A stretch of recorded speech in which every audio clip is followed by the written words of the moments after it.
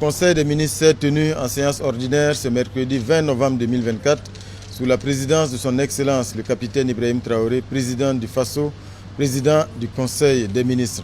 Le Conseil a examiné et adopté plusieurs rapports importants et c'est ainsi que pour le compte du ministère de l'Industrie, du Commerce et de l'Artisanat, le Conseil a adopté plusieurs décrets, parmi lesquels le décret portant nationalisation de la société de fabrique d'aliments pour bétail SOFAP pour cause d'utilité publique, le décret portant nationalisation de la société de production de lait et de produits laitiers pour cause d'utilité publique, le décret portant création d'une société d'État dénommée Société burkinabé de fabrique d'aliments pour animaux d'élevage, en abrégé FASO Goulgo, c'est en langue morée, le décret portant création d'une société d'État dénommée FASO Kosam.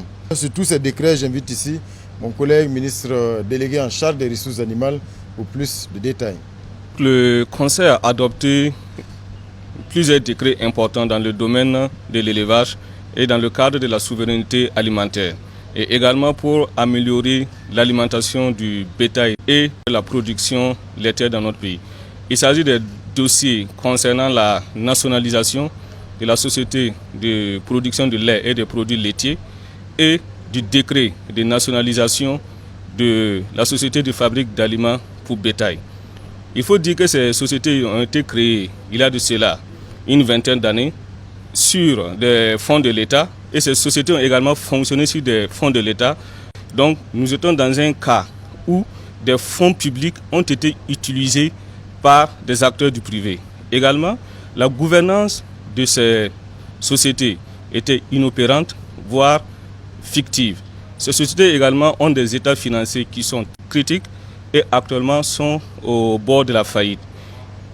L'ensemble des équipements et des installations qui devaient être réalisées par ces sociétés n'ont pas été mis en place.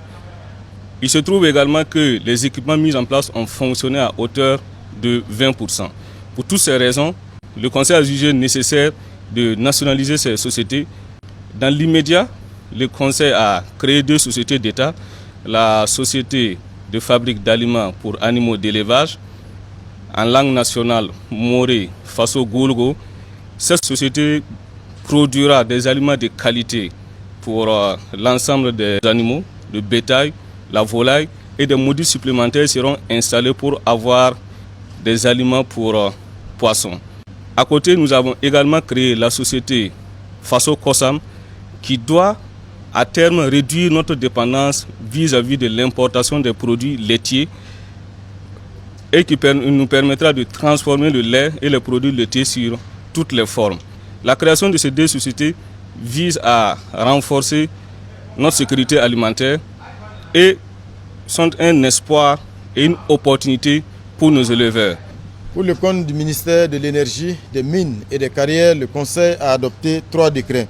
Il s'agit du décret portant procédure d'attribution et modalités de gestion des titres miniers, du décret portant modèle de convention minière et du décret portant modalité d'ouverture du capital des sociétés d'exploitation industrielle à l'État et aux investisseurs burkinabés, conditions et modalités de la participation de l'État dans le capital de la société d'exploitation semi-mécanisée. Pour plus de détails, j'invite ici mon collègue, le ministre de l'Énergie, des Mines et des Carrières, M. Yacouba Gouba.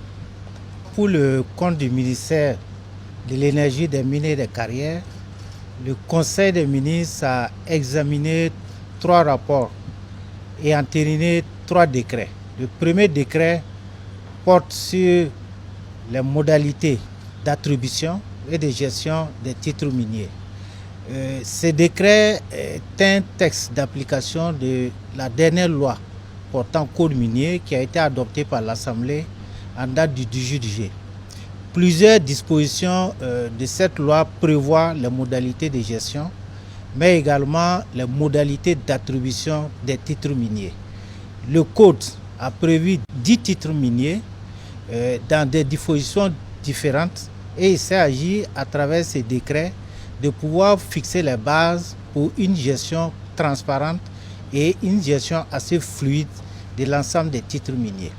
Plusieurs innovations ont été apportées à travers ces décrets et permettront à ce que la gestion des titres miniers à travers ce nouveau code-là puisse véritablement apporter plus de retombées au profit du budget de l'État.